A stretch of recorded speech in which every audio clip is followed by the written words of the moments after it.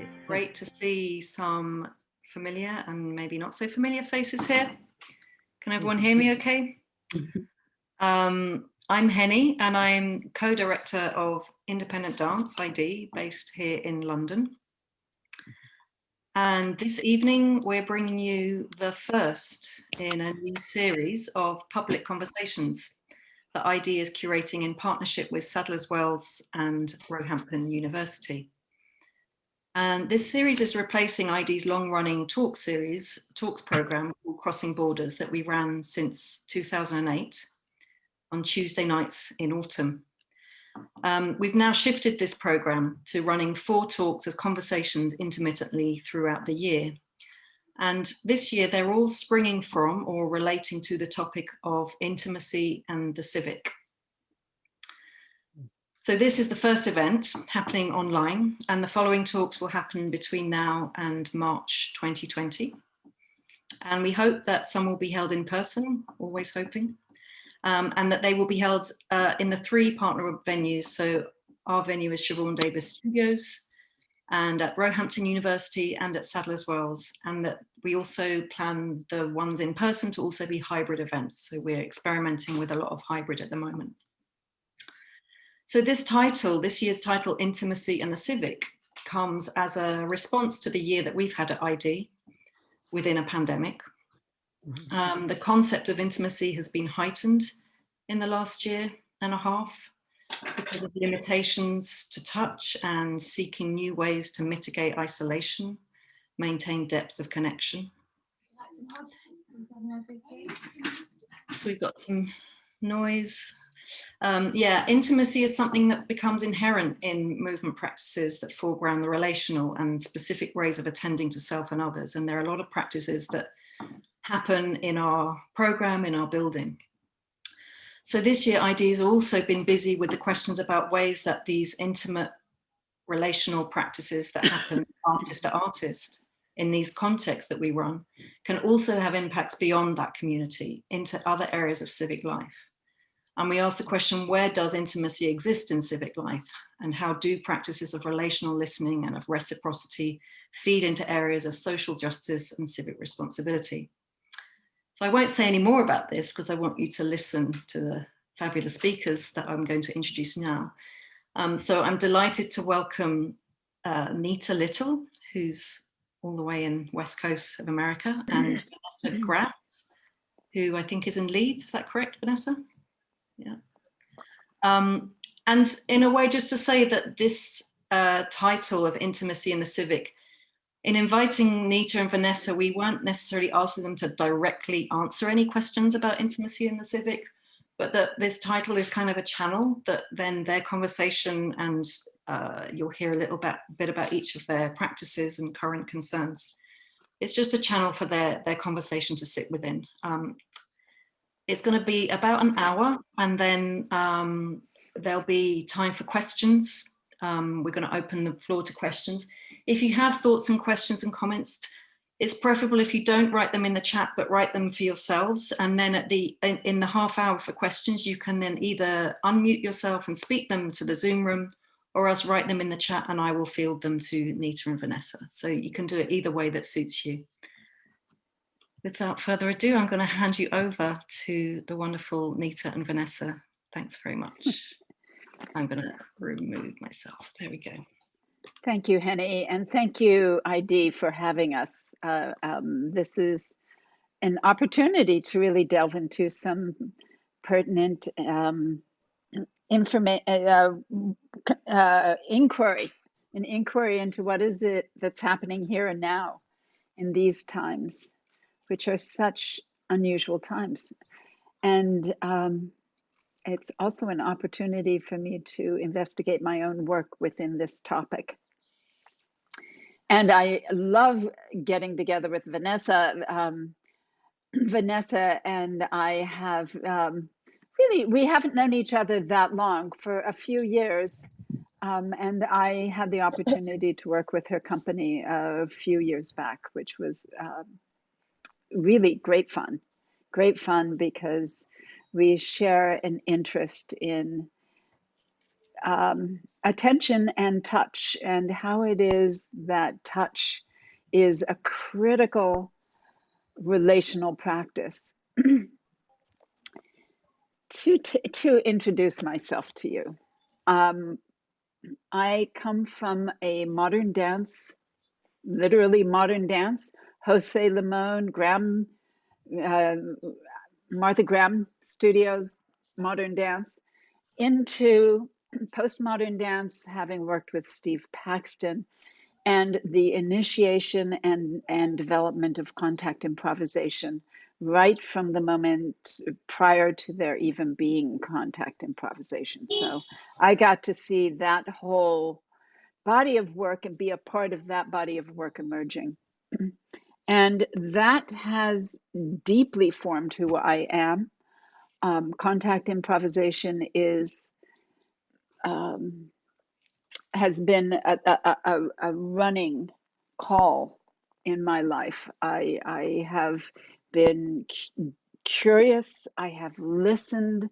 My understanding of life questions, I have turned to the physical through contact improvisation, through those relational practices to answer them. And contact, what I find is that contact really doesn't abide by culture. Culture is something that rides on top of it all.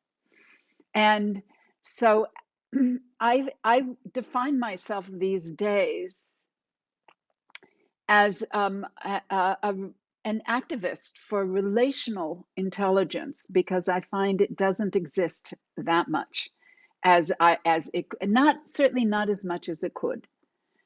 And that means, as I'm sure I'll have cause to bring up, that means relational practices with oneself and with our worlds. So, yes, so early, I've been doing contact improvisation since 1972.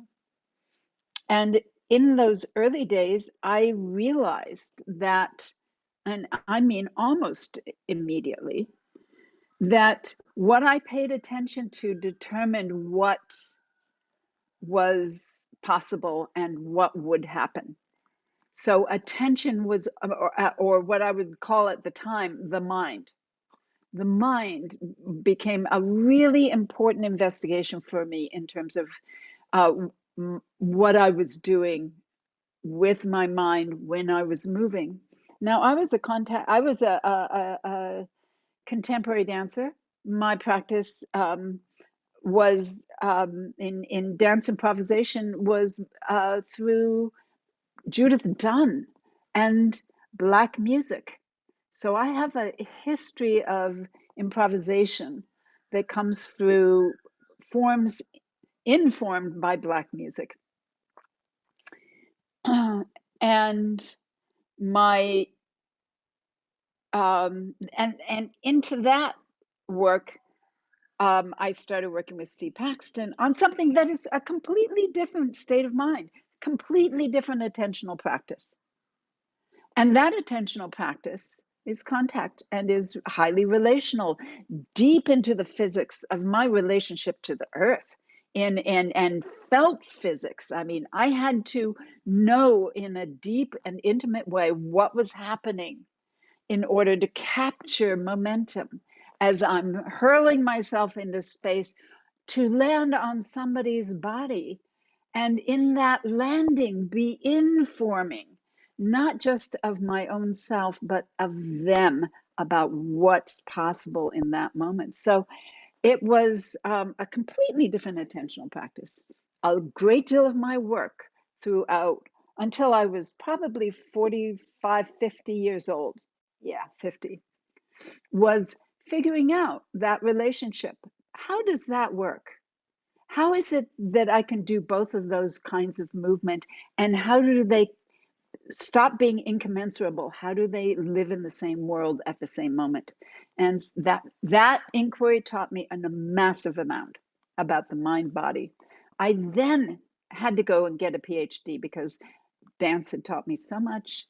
I went got the PhD in not in dance, in performance studies. My dissertation is about articulating presence, because I'm interested in being a physical being, an embodied being. Articulating presence, creative actions of attention in contemporary dance. And it's now been not quite 10 years since I got the PhD, 8 years. And I've been doing a great deal of work, as I said, being a relational activist and really talking, exploring, developing, defining, inquiring of our relations in this world in which we, as Western world, we have not a great history of relations. Our relational practices are often hierarchical. Our training in attention supports that practice. And there's, so that's why I'm button up against culture all the time. And I'm redefining what's possible all the time. It's my work. And so I teach. Teaching is a joy. That's where a lot of that shows up. Okay, I'm done with Nita. You're on, Vanessa. Thanks so much, Nita. We'll pick up on a lot of what you said, I think, in our conversation. So I'll do a brief intro as well about my practice. And yeah, so I'm an independent dance artist from Sicily, Italy, based in Leeds, UK. And I make work, I would say, in the crossover between choreography, walking art, installation, and environmental art. So I work mostly outdoors in public spaces, and like you, Nita, with improvisation, often with participatory element, cross-disciplinary practices. And I do also have a background in content improvisation. I think that's how we met in the first place. My making practice and choreographic work, which is what I've been mostly focusing in recent years, is really my way of doing somatic research. So somatic research and interdisciplinary questionings really is what underpin my practice, and the performative work is just a branch of a larger inquiry usually. So the topics of today's event provoked me to really look more at my work and ask what is the role of intimacy and the civic in my practice. And so I thought I'd share some of my work with you today through the lenses of today's topic, and use this introduction also as a little provocation and kickstart for the conversation with Nita. So I realized I don't usually use the word intimacy. I often talk about experiencing connectivity, relationality, and empathic connections, which can all be part of an experience of intimacy. And I'm sure we'll touch upon this with Nita. And so intimacy can manifest in different ways and include a variety of experiences. And let me go and share my screen. See if this works. Where is it? Oh, it's millions of buttons. Can you see this? Yes. Right. So I had some fun making a short. I haven't been busy teaching like you, so I could do this today. I had some fun making a short, non-exhaustive extracts of different species of intimacy in the public realm with humans and non-humans that unfolded in my work. And so this is Movementscape. It's a guided sensorial walk through urban spaces. And I wrote a few things for each work. The city reveals itself through its matter. A playground for the senses. Its civic intention becomes malleable. A tall building stands behind us, then close to our face, then above us as we lie down below it and embrace its verticality. New relationships and intimate landmarks emerge as we walk and take time to encounter, befriend, and relate to various forms of life.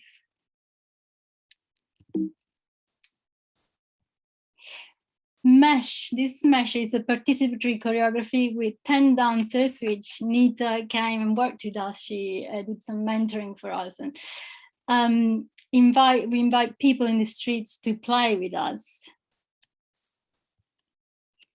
Short but felt moments of connection, sometimes through tactility and proximity, or through a smile, or noticing each other at a distance. As we both merge with and subvert the score of the city unleashes its social potential for empathic human connections. And this is something that a man who was passing by and then ended up joining us said, I moved to the UK 3 years ago. This is the first time I feel welcome, like being part of something and part of a group.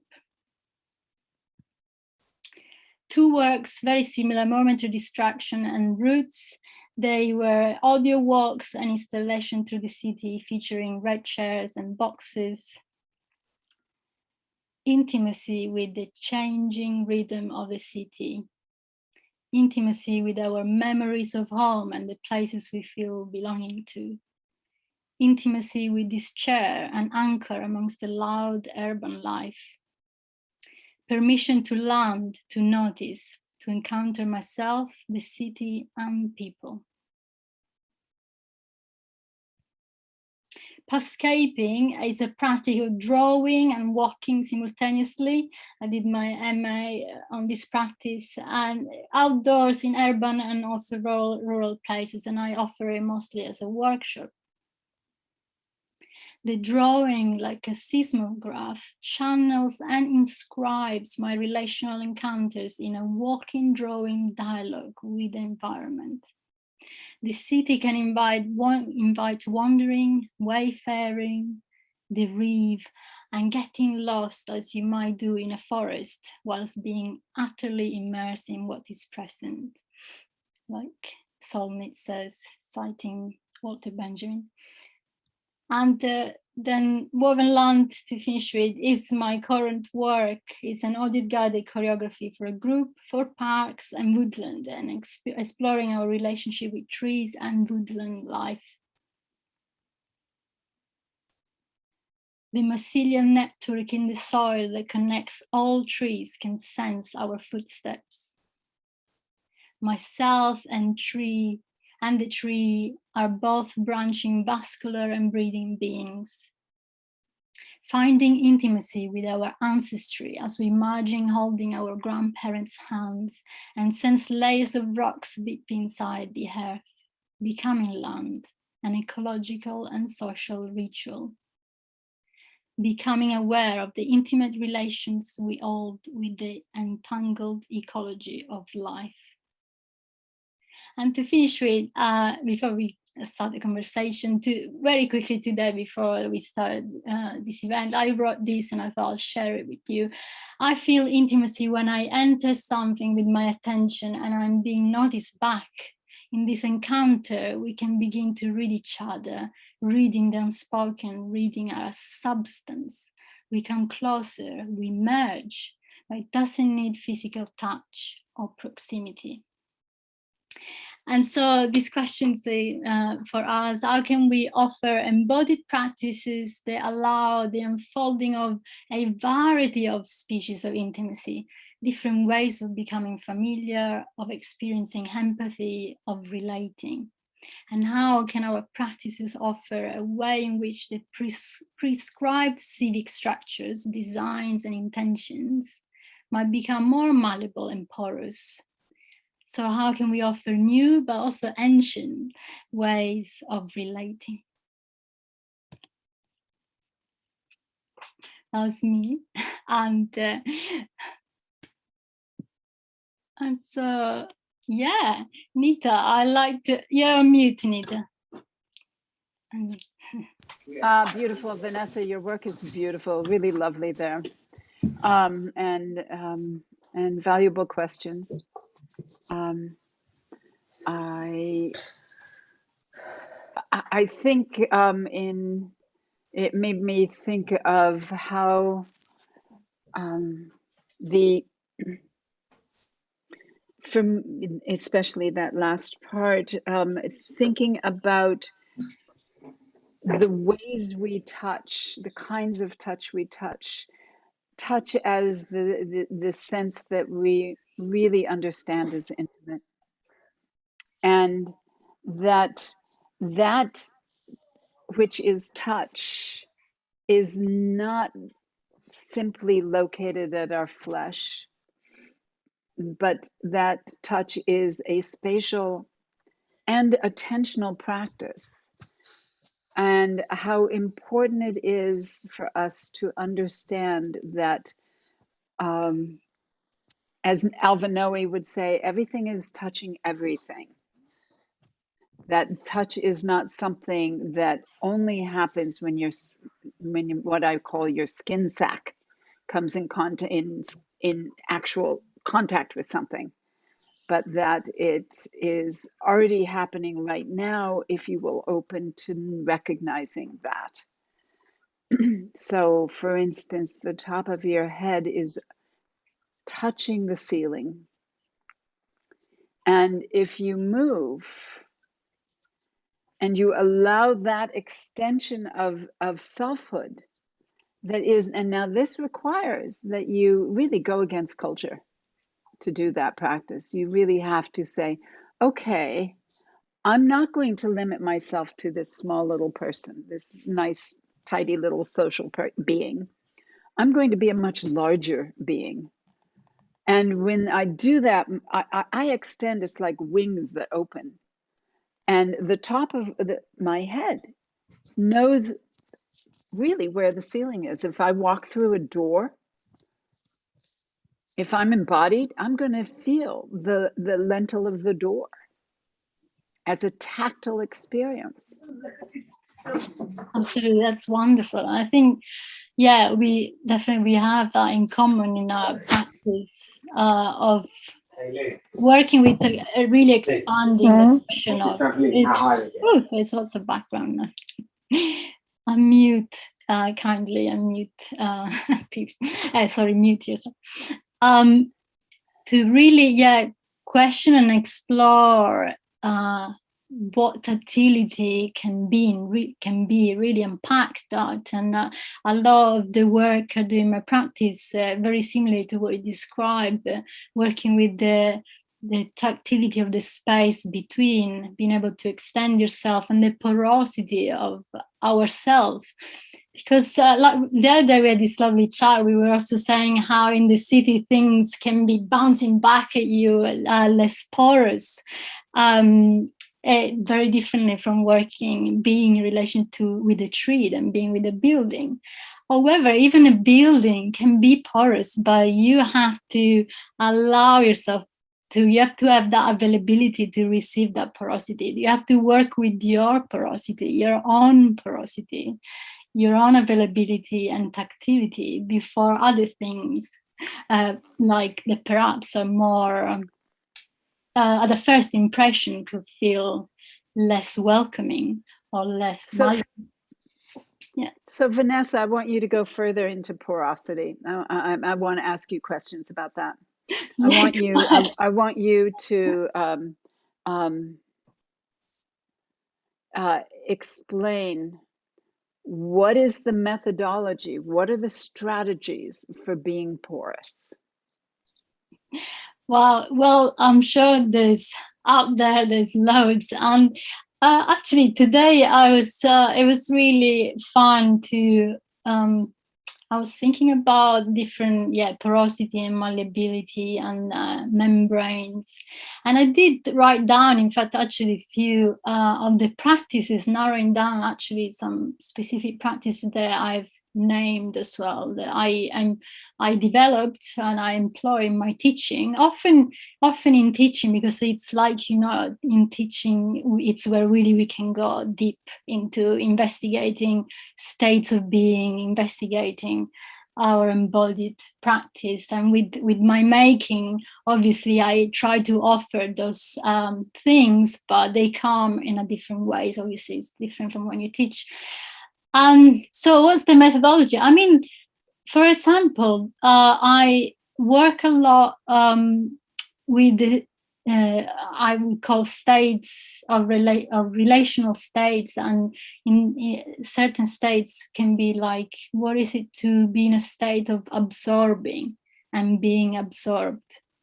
So as I would guide people through exploration of exploring that state, or I have a whole practice of exploring what is the extent of our experience of here.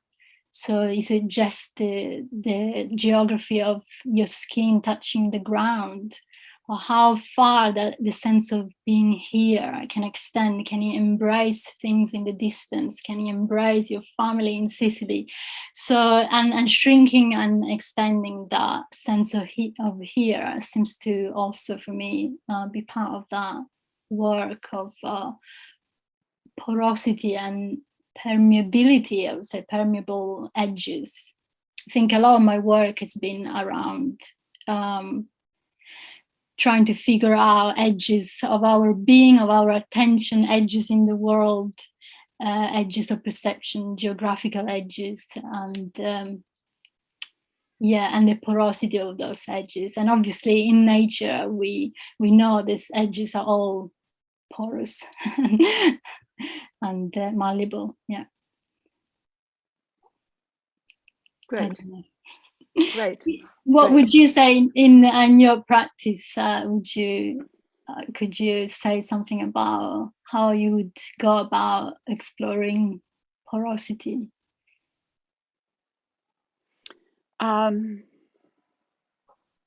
So, well, yeah.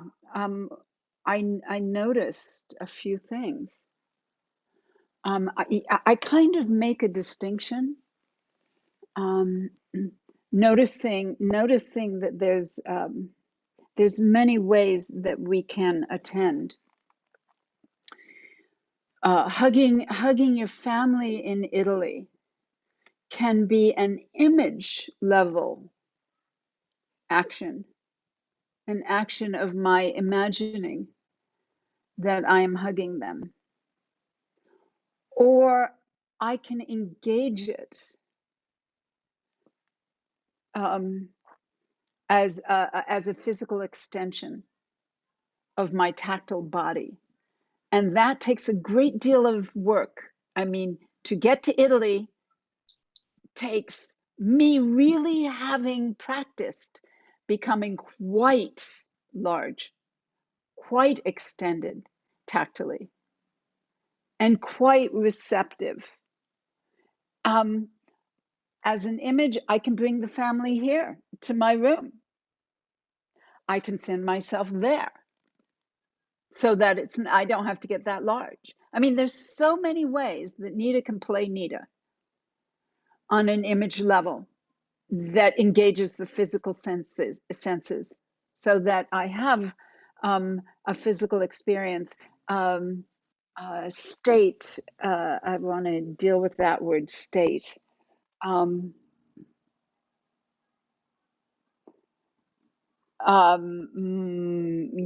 my attentional state changes if I'm working from an image bank in that sense of in a literal way.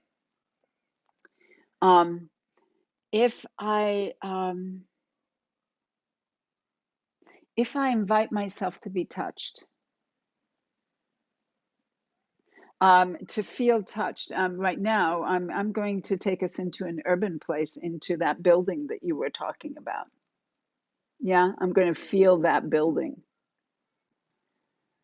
And when I receive that building, I need to feel, how is it that I know that building within myself? How is it that I am changed by that building? And to do that work, I have to have an understanding of presence.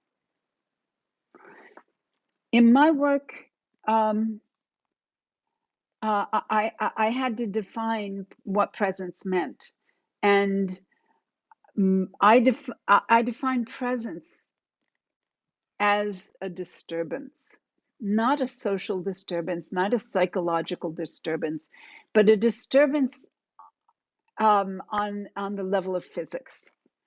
When a leaf falls into a quiet pond, the pond moves. The pond is changed. There's a disturbance. The leaf is also changed. It's also disturbed by the pond. Things disturb each other. Nothing is, as we said, separate from anything.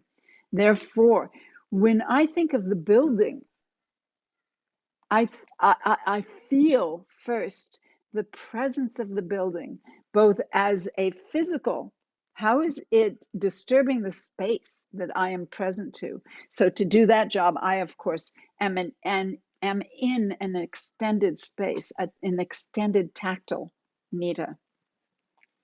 And one of the methods I do, one of my tools, is to practice simultaneously.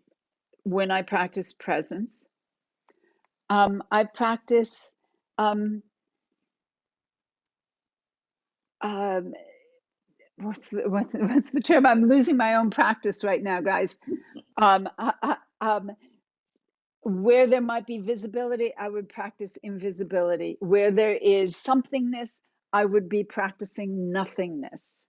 So where the building is, I practice nothingness. And of course, there's a building there. There's not nothingness there, but there's simultaneously a building and nothingness. And I feel the disturbance that is somethingness, and particularly the somethingness that is building. I do that as a dance practice as well. I move, and in the hand that's moving, there's also nothing there. So I know absolutely there's something that I am. That, by the way, works really, really great as a practice for understanding rhythm, for understanding texture, for understanding how it is the presence is within you. And I can, this stuff goes on and on, guys. I am very, I can get into this, and you want me to stop now. Otherwise, Vanessa, you're not going to get to play. No, it's fine. I can let you talk. Makes life easier for me. No, that's wonderful. And yeah, I mean, also reminds me, I think also both of us really engage with the practice of really all the senses being tactile. And that in my practice of practicing in urban space, any spaces, outdoor space, even in a room during lockdown, well, it's been my anchor somehow to remind myself the tactility. It's not confined within, like you said, the sac of the skin, and to really engage with the practice of exploring and questioning how I can experience tactility, and my eyes are behave like touch, my hearing is tactile, my attention is tactile, and also obviously in this period of pandemic, that it's been incredibly valuable, right? Because if we can be tactile also without this tactile, it's liberating, it's fulfilling, and like you said, it goes also beyond certain cultural restraints. Yeah. So this, to stay on topic, this sense of the tactile as a lens into the intimate, a way of understanding intimacy, seems really significant. I about 3 years ago, taught a coaching, what do we call it? A coaching practice or something like that. It's a week-long intensive at Impulse Stance with Kirsten Kusmal on, it was called Also Dancing, Intimacy with the Inhuman. And that understanding these intimacies with that which is more than human, intimacy with that which we don't necessarily think of as a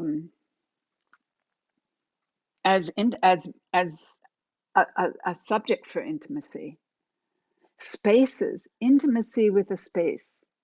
I mean, right now, for instance, if you were to all look around your room and find the least cared for place in that space, the place you least go to, the one that gets forgotten, that little located place. And how would you go about becoming intimate with it? As if you already weren't. I mean, that's the joke. The joke is that, of course, you're intimate with that space. You had to be intimate with that space to leave it alone. In a sense, it's like, you know, it's like making a sculpture. The negative space is so critical to what exists. And bringing spaces alive into vitality, even when they are the places you don't go to, even as they are. That's beautiful. So there you said something about also that moment of allowing that intimacy to emerge. You're also allowing that to become a place of vitality. So something becomes alive, even if it's the dead corner of the room. So that's wonderful, and the forgotten corner. It reminds me, we had this question the other day when we had a chat. Okay, so why is intimacy important then? You know, what's the value? And so in a way already you touch upon that, and also you mentioned the word care. So you know, as we become intimate, with intimacy we have familiarity. We become familiar with something, right? And with this familiarity also there is then possibility for care, for more care. So there is another big aspect for me of the value of working with intimacy. For example, the work I'm doing with trees, for example, it's very much about that. It's how can we care for something we don't even notice or we don't even know. We have to get to know it, something. We have to become familiar. We have to find a relationship and perhaps find intimacy. Perhaps other people who work with me with the tree wouldn't use that word, but through that experience, then we also have care. Yeah. Well, right now I want to play with that with you. The forgotten tree, right? That forgotten tree that is I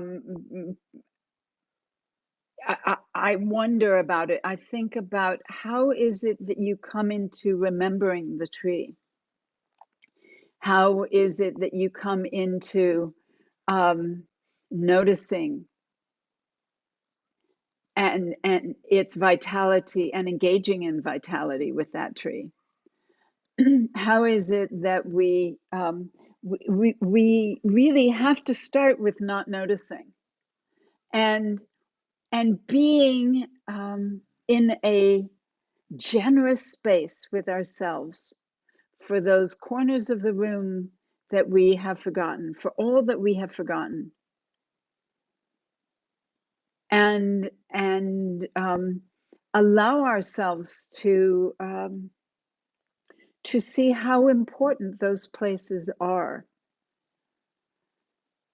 for the work that they have been doing. They've been doing incredible work.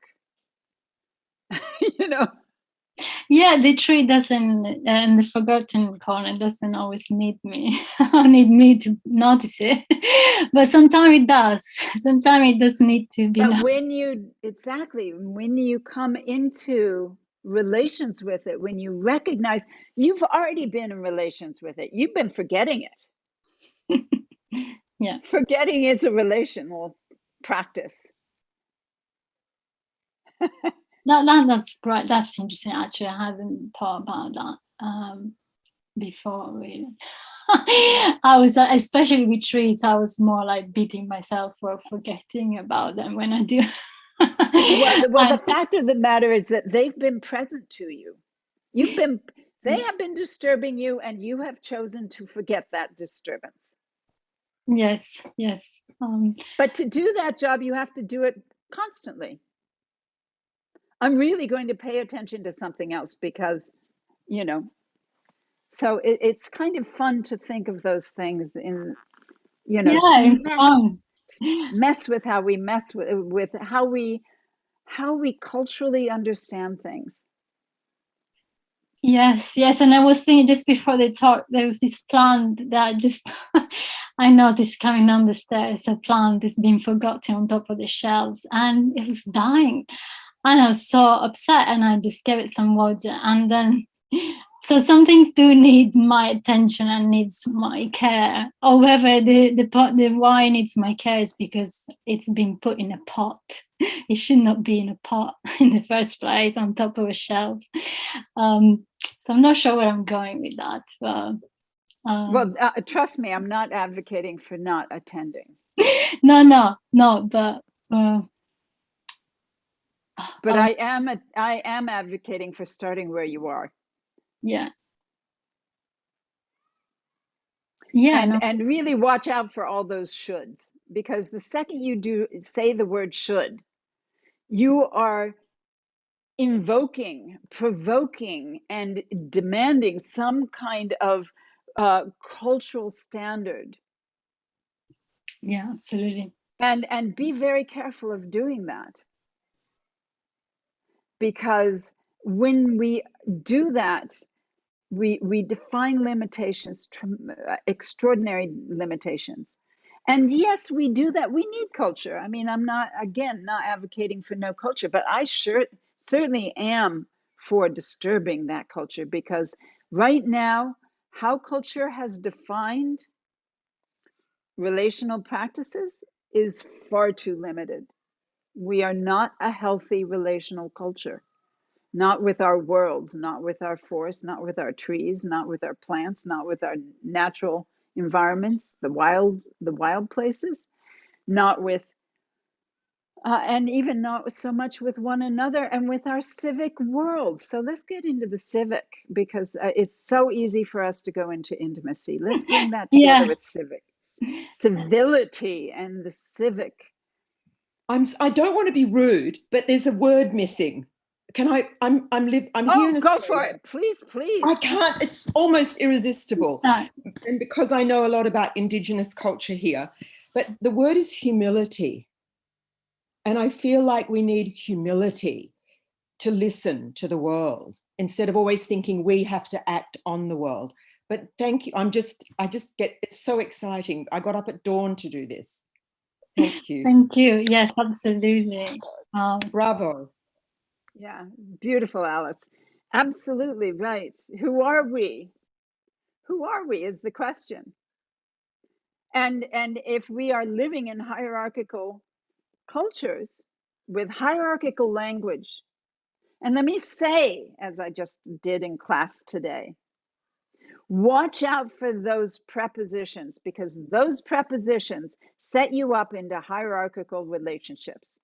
Prepositions are the part of speech that are defining your relationships to things. And if you walk, and as I did this in class, I'll do it again because it works so well. Because it works so well.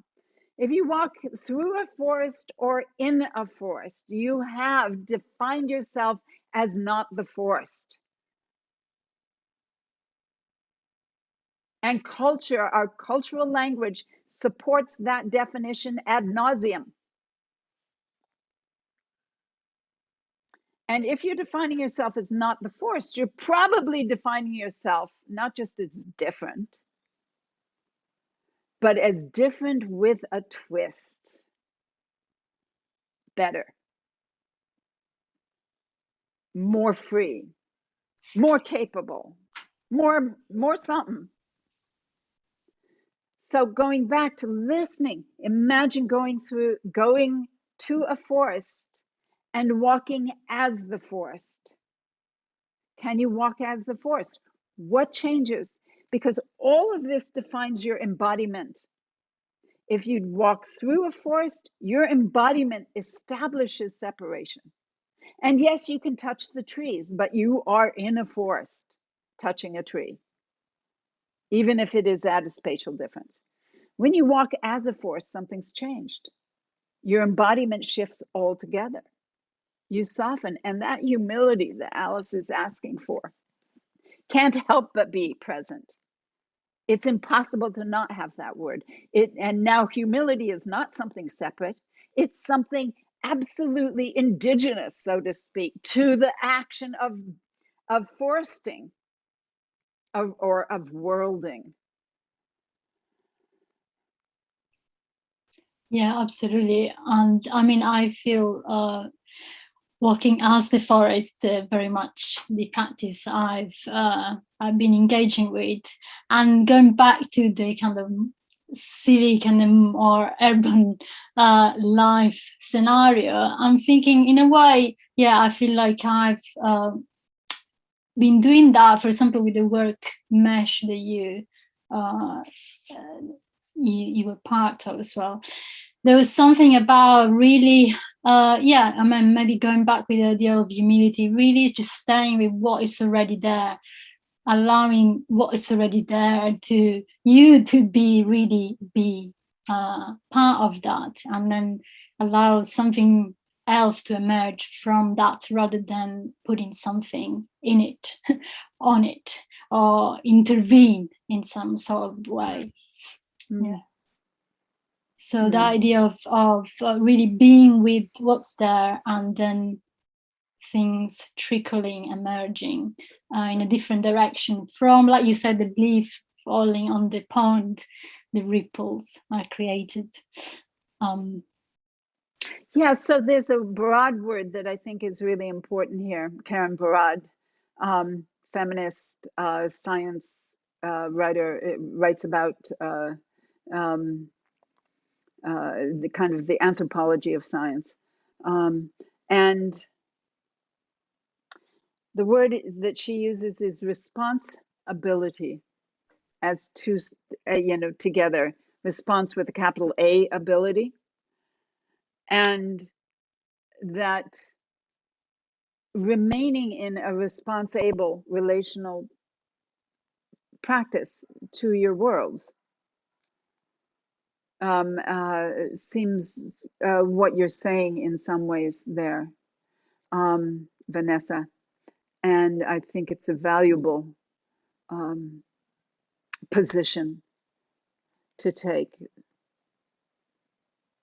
I'm not responsible, yeah, which is a different thing.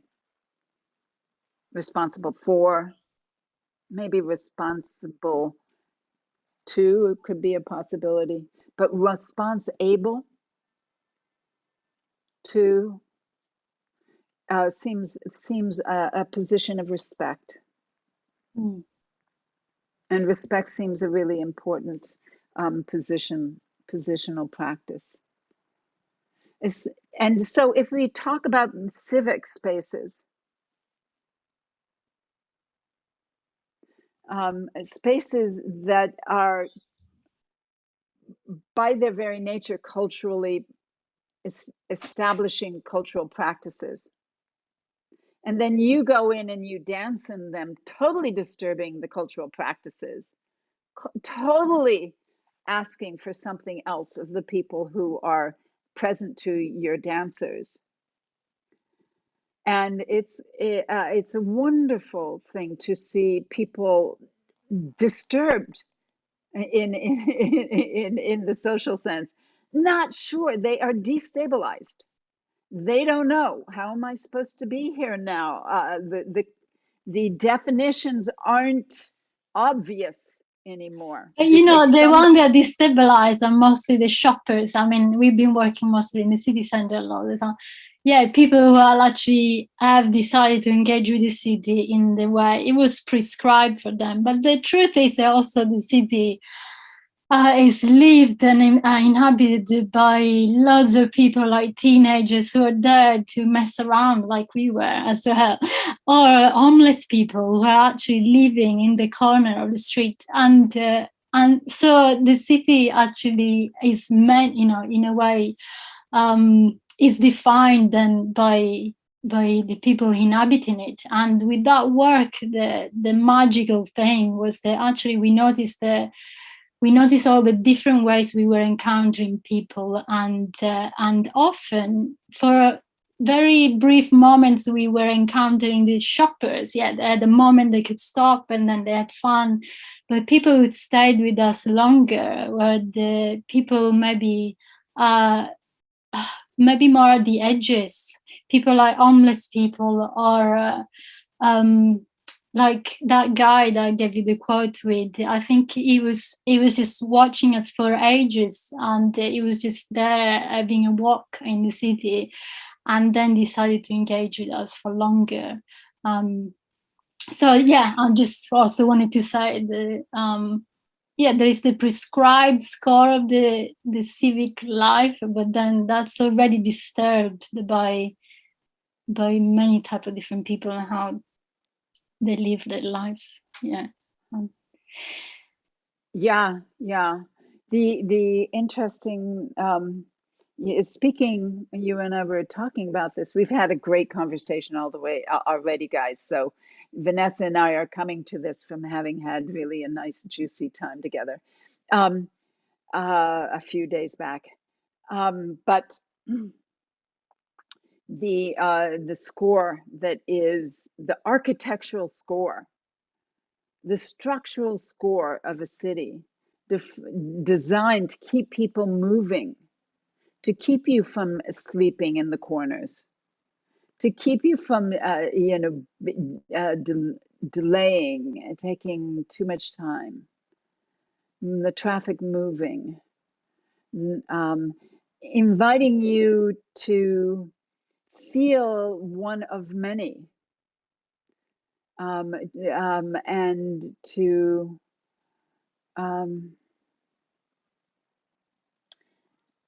to be drawn, constantly drawing you to places and sending you.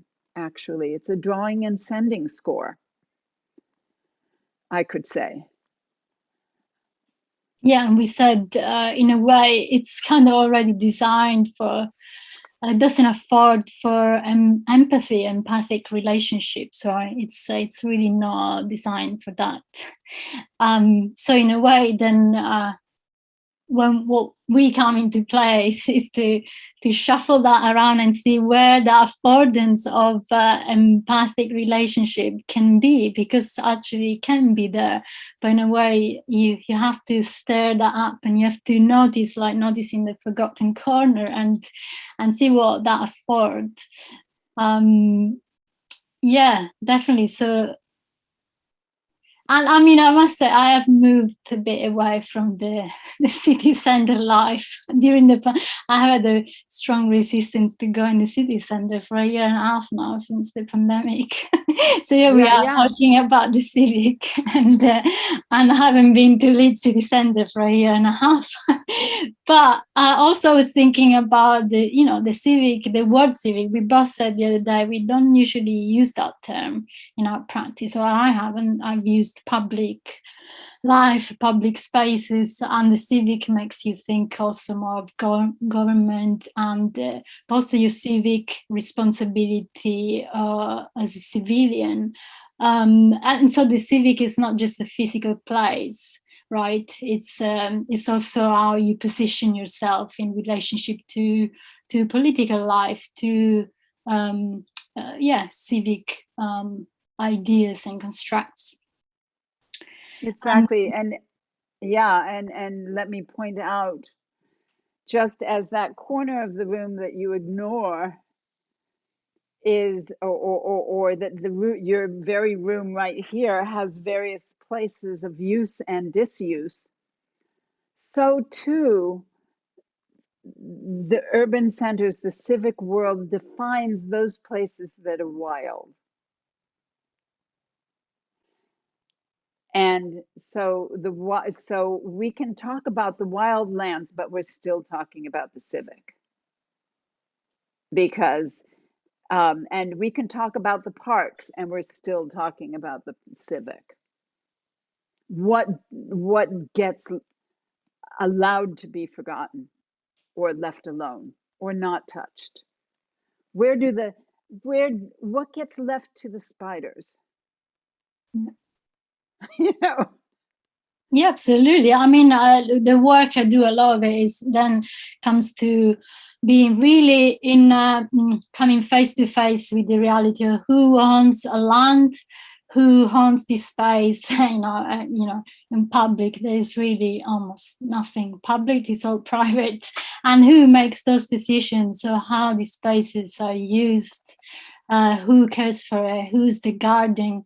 Who can do guardianship of a forest, for example? Who can? Yeah, where is the space left for the birds in the city? And yeah, so and that's all civic thinking. Absolutely. I mean, we can't. There's nothing that can, in a way, be removed from our social and civic life. You know. Yeah. Yeah. So in talking about the pandemic and our civic life during a pandemic, our civic responsibility to stay at home, for instance, it's been a joy, I have to say. The time taken to explore the environment of an apartment, to understand it as intimate space, to come into right relations, and I use that word, right relations, with the objects that I have invited within this space, and to be in respectful relations. Right relations is always going to be relations of respect. Mm-hmm. And how do we take from this experience of our own little mini civic world into a more public places, so that we start to bring that capacity for respect, that capacity for being touched back. What it's brought me to very powerfully is how critical it is to move past the limitations of a mind and with a body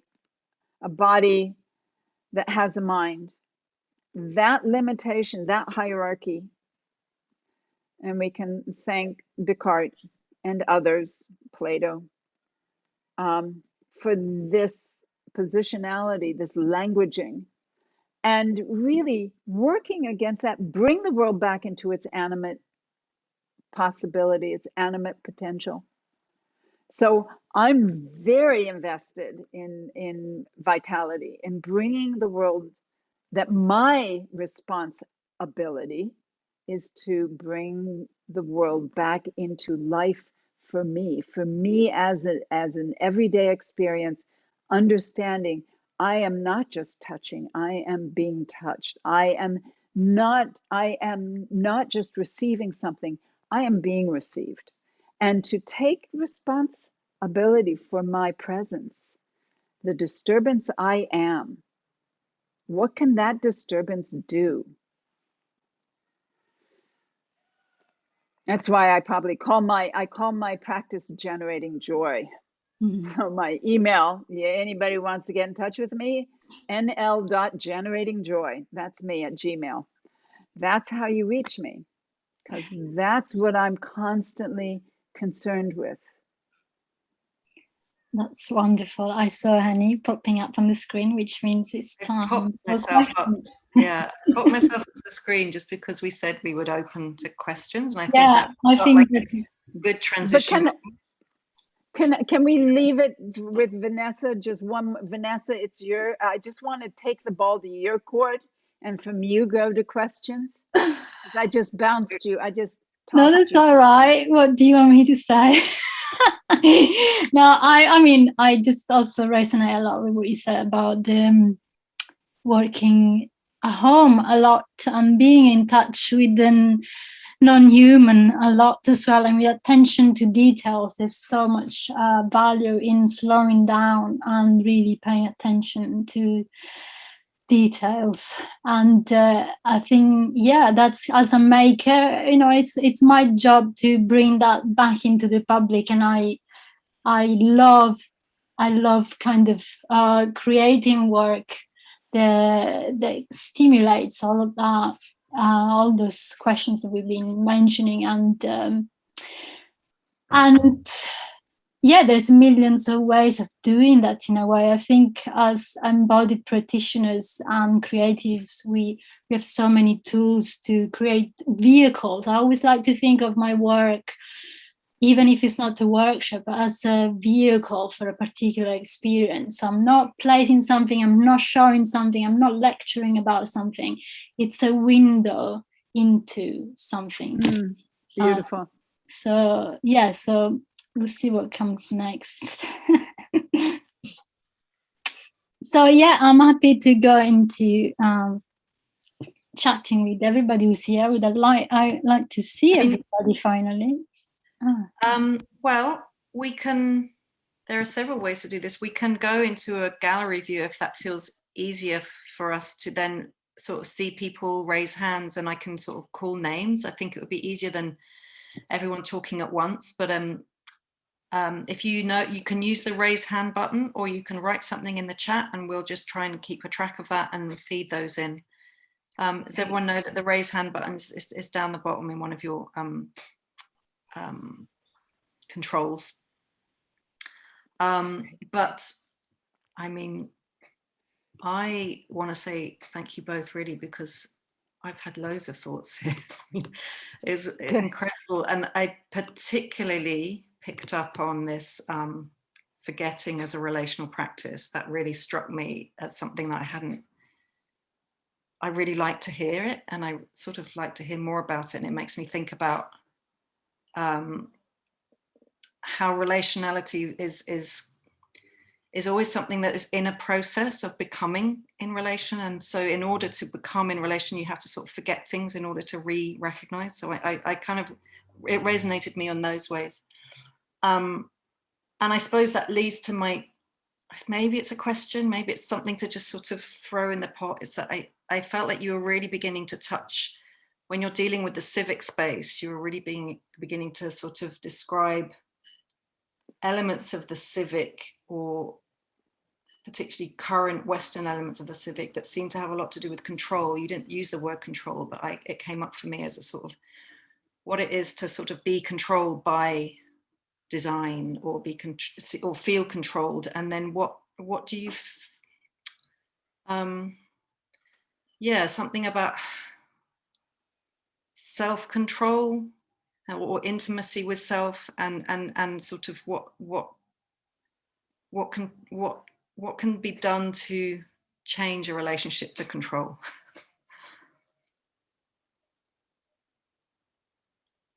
So it's not the most clear question, I'm sorry. Yeah, it's okay. Changing your relationship to control. To me, it means to change the prepositions you're actually using,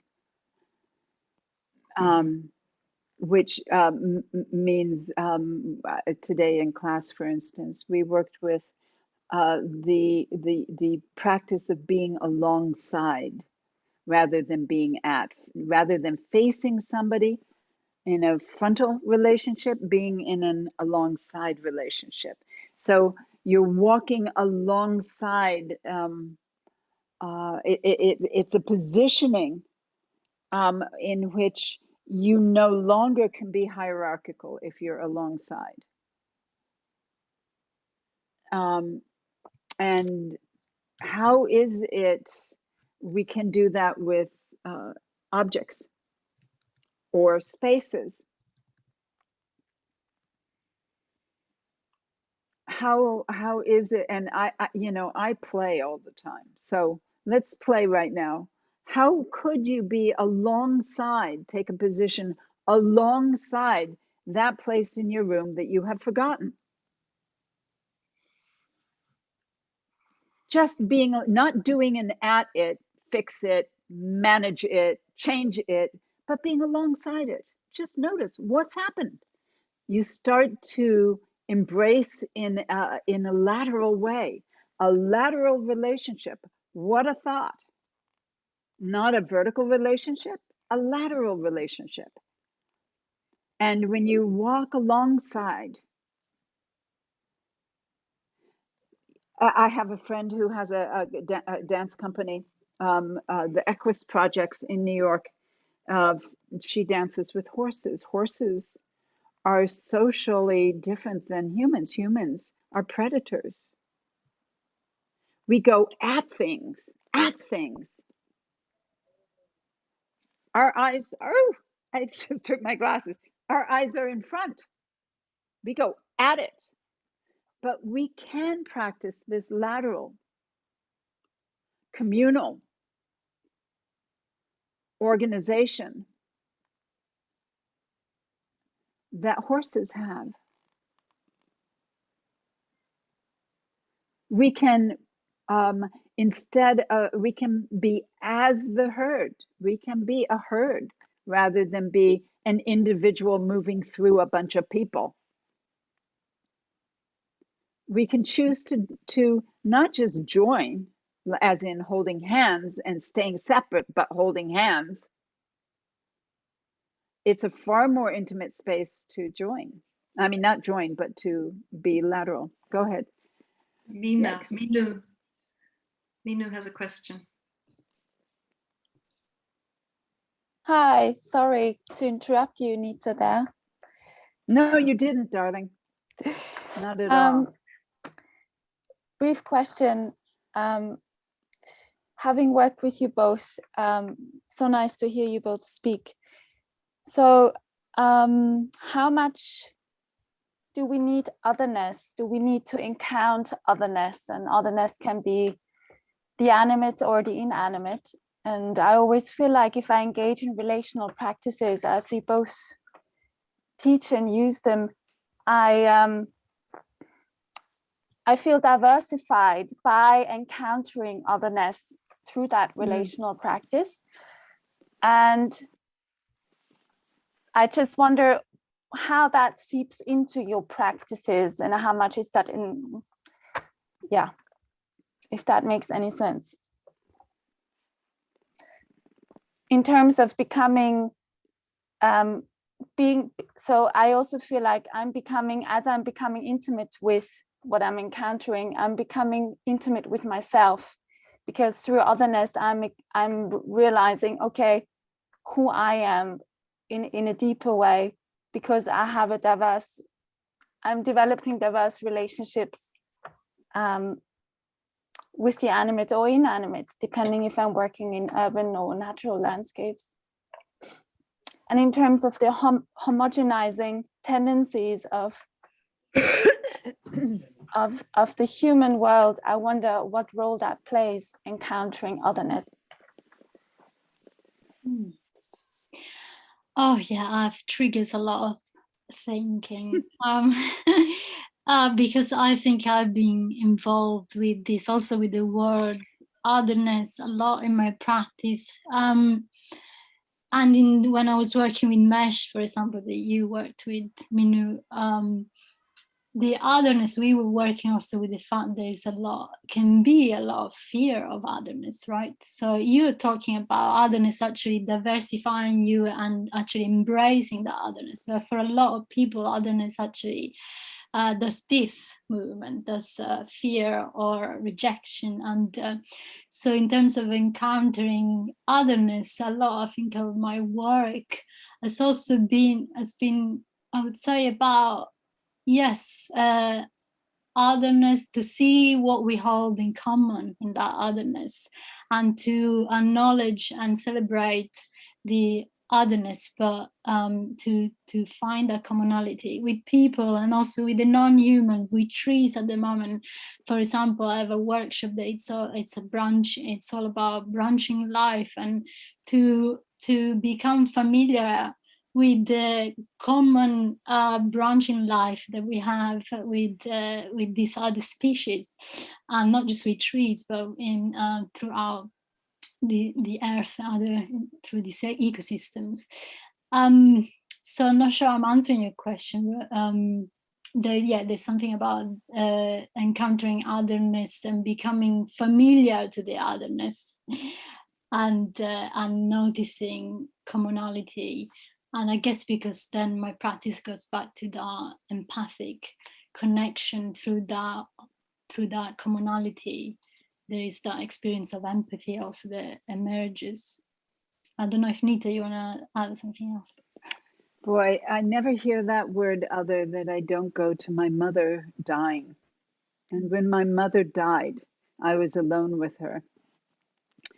And as she was going through the stages of leaving her body, at some point she could no longer, she knew absolutely who I was, but she could not name me. She could name my brothers, Eric and Carl, but she could not name me. I became other. And for quite a while, I thought about that other that I was. As she was going, I said, Mother, do you mean me, Nita? And she said, oh, yes, love.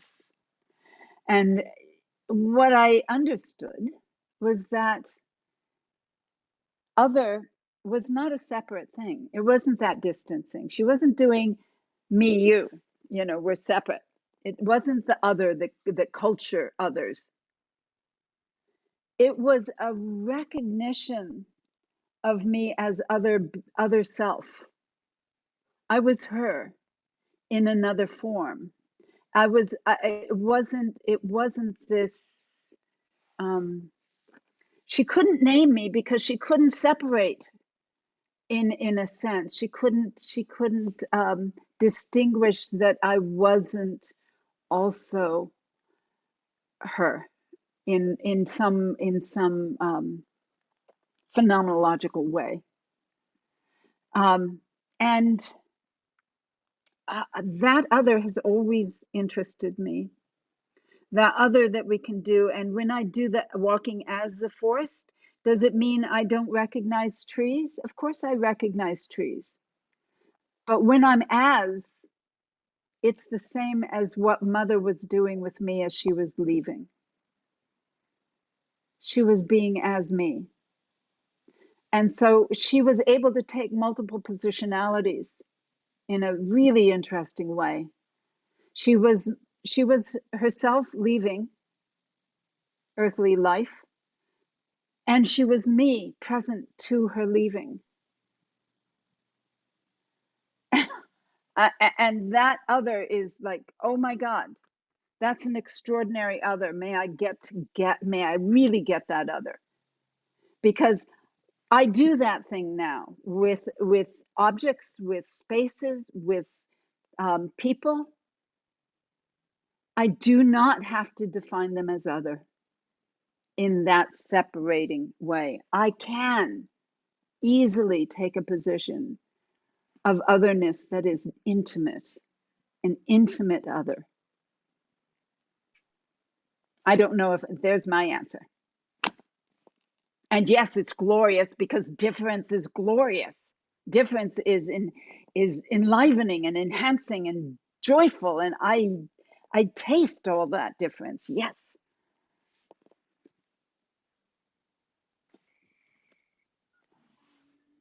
Amazing. We have some in the chat. Shall I move us to gallery view? Would that? I'll take Would that help, Nita? I'm in gallery view. I'm already I'm done. Yeah. Oh, you're already I'm in in gallery. gallery. So people can put Yeah. themselves in gallery view if they choose. Okay. So we have, well, we have 2 comments in the chat from Renee Bellamy. Great. Also thinking of control, reminding me of the term crowd control, and also thinking of the word communal and the questions that that asks. So Renee, if you want to hear back about that, we could talk to that. But there's also another comment from Susan. Stimulated by forgetting reminds me of our relationship to decay, or perhaps how we can embrace it. Memory based on chance and imagination as much as evidence and explanation. The forgetting brought on by decay allows for a different form of recollection. Nice. And Lizzie says, please do, oh, she's put, Lizzie wants me to, I think if I stop spotlighting the 3 of us, then we'll go directly to gallery view, or you can find, I'll do that. So we need none of us are spotlit anymore. So there we go.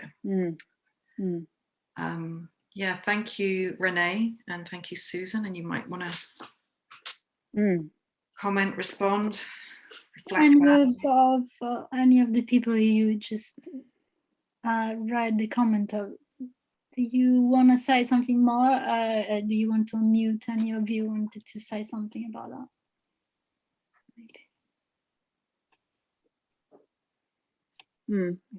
Why don't you take it away? It's Alice here. It's just it's so stimulating.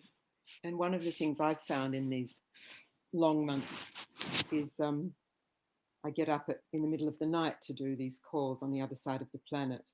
And the brain works entirely differently, and there's a whole different perceptual field going on. But I get so stimulated.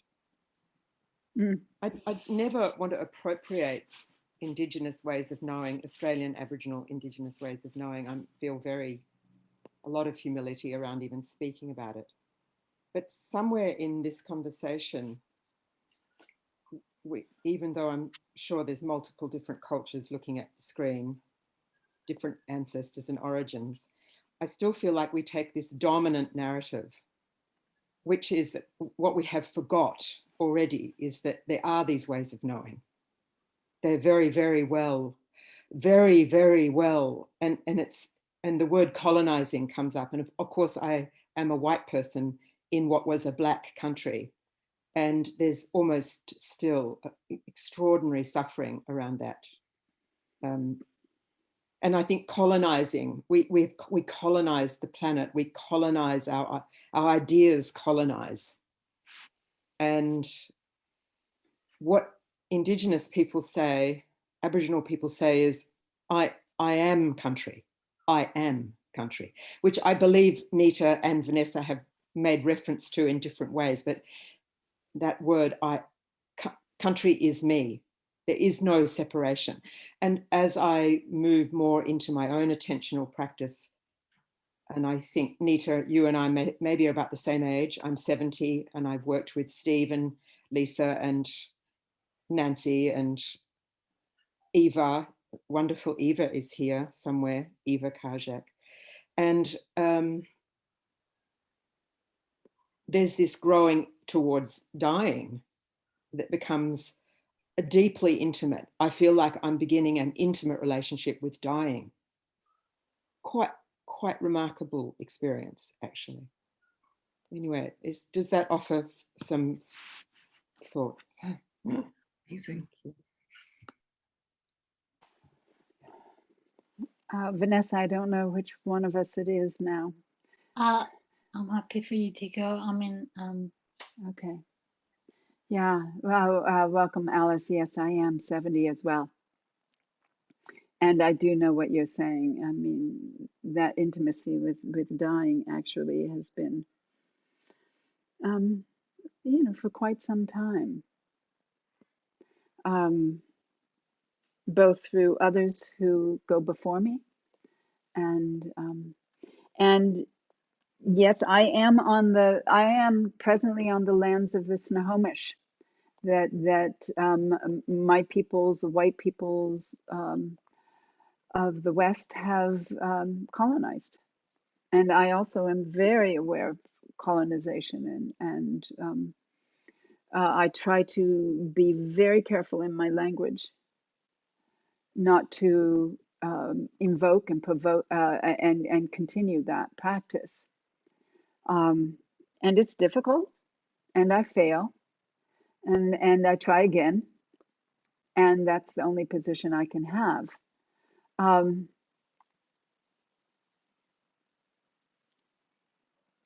I, again, along with that thinking about other, I work to really notice what my positioning is and to be flexible constantly, so that I have the possibility of being of being not just alongside or as, but also being the country. I am the country. I am this place. I am this moment. I am that which I am present to. And so my practice of presencing as a verb, is a very stimulating and important practice. You just remind me, sorry, I'll just jump in with the, thanks so much, Charles, for mentioning Indigenous knowledge. And I'm from Sicily, and it's a land that's been colonized so much, and the Sicilians are still considered the indigenous population. And I know I'm getting back to be more interested in my native language, and a lot of the language in the Sicilian language uses the word we, or in a way there is a lot of this I am this, or we are this place, of I am this place, which is really interesting. And the other thing, yeah, and actually I would say, I think I know that a lot of my work definitely stems out from what my grandparents taught me of being with the land, being the land, and yeah, it's amazing. But a lot of that knowledge, even in Sicily, it's being forgotten. And I just want to offer to people here a few things that people might want to go and look at.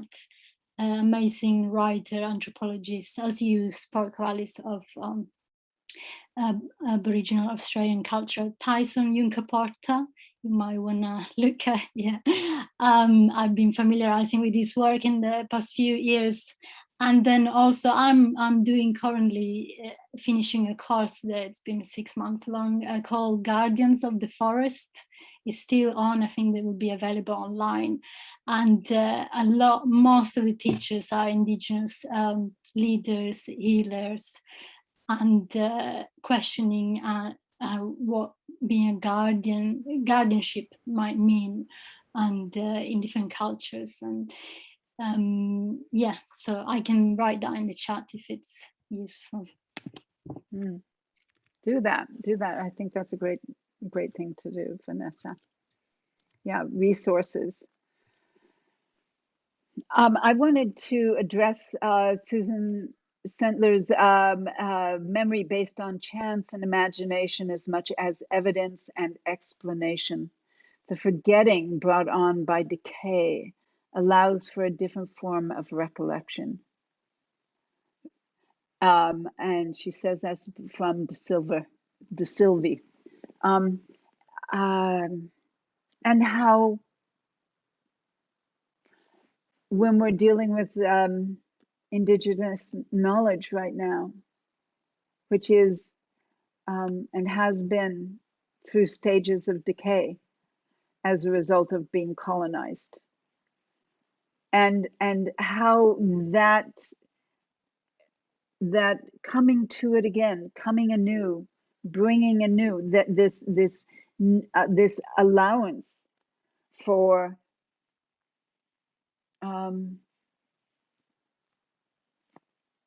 forms of recollection that are not simply evidence-based, forms of recollection that are not simply explained, forms of remembering. Remember. I love the member part of remember. This is embodied work that we do, and how important it is to be dancers and participate in this kind of work. The great gratitude I have to and for people who practice the embodied arts.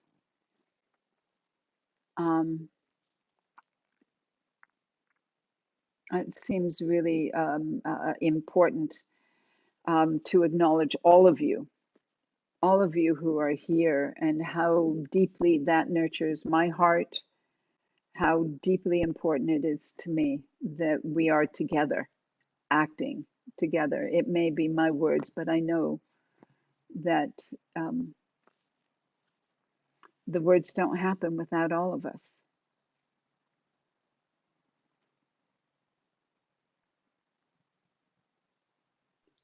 On that note, I'd like to just read from Donna Redlick, who says, I'm experiencing togetherness in otherness right now. Thank you. In the chat, and I thought that was a perfect way to feed that in. And I also should probably say that we are kind of just slightly over time now. If anyone has a final question, thought, comment that feels like they're urging to say. I'm not seeing anything right now. We've got some thank yous. Daphne, thank you so much for your insights and articulate expression of these matters. I'm wondering if positionality gets in the way of intimacy. Is there a sense that individuality and togetherness can exist at the same time, therefore possibly civil intimacy involves a loss of positionality? Wow. Maybe a loss of the sense of positionality, but I think an embodied position is a positionality. I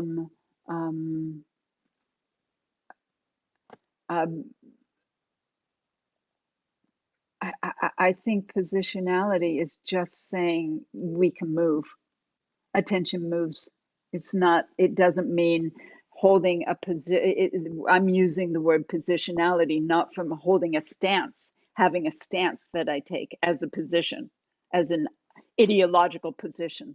I'm not talking about ideology here. I'm just talking about how from where I'm seeing that my eyes have a place of locatedness, that my experience has a place of locatedness. It may be that I am embodied in a certain way, and of course we know embodiment is not just one thing. It's a huge world of possibilities. It's not one embodiment. There is no such thing. There are only a myriad embodiments. My God, that's the territory. It's quite a big question and comments. Yeah, definitely. I would agree. I think a take home from you. I think maybe it's not that it gets in the way positionality. It's more for me about making that positionality, experiencing positionality in a much more movable and malleable way.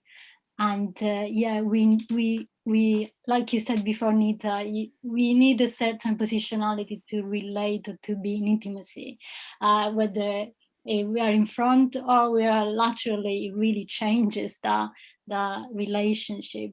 And so whether it's about making our understanding of positionality, because I know it's also an academic kind of strands and field of research, whether it's a cultural positionality, racial, and or embodied, all of those can merge and be malleable and shift and play with that. Change positionality and see what happens. And see how the relating and relationship shifts, I think. Thank you. Great. Thank you for that. I'll just read out two big yes comments because I love the word yes. It comes from earlier in the day as well. So yes, discovery comes from a curatorial perspective. It needs more to recognize embodied forms. And that's from Susan, and from Lizzie, yes, the embodied arts slipping beneath the tectonic plates of culture as we know it. Thank you both. And there's a message from Alice again. To be born is wonderful and addresses this conversation. It's from by Luce or Luce. Maybe Alice, you can pronounce it Irigari. Luce Irigari. And a lovely message from Ava Karjak. Thank you, Vanessa, Nita. Your mother's story made me think of the mother-child connection in the womb. Return to the beginning at the end. I am you, you are me is something we all know intimately. Yeah, that's true. That's actually a beautiful way of trying to round us up. We could talk forever, I think, about this, because I mean, both of you are fascinating, and I'm just completely delighted and provoked and stimulated by this. And it's been amazing hearing from those of you at home in different parts of the world that have joined us tonight. I hope you've all come away with something that you were hoping for, or maybe even not, something even more. I'm not going to say much more. I want to say a massive thank you to Nita Little and Vanessa Grasse for moving us, getting us thinking. There are more thank yous coming in the chat. It's nice if we can all maybe get onto gallery and just see who's here, maybe have a little wave moment. Thank you, everyone. Thank you, everyone, for coming. Thanks so much, Annie and Independent Dance, for inviting us.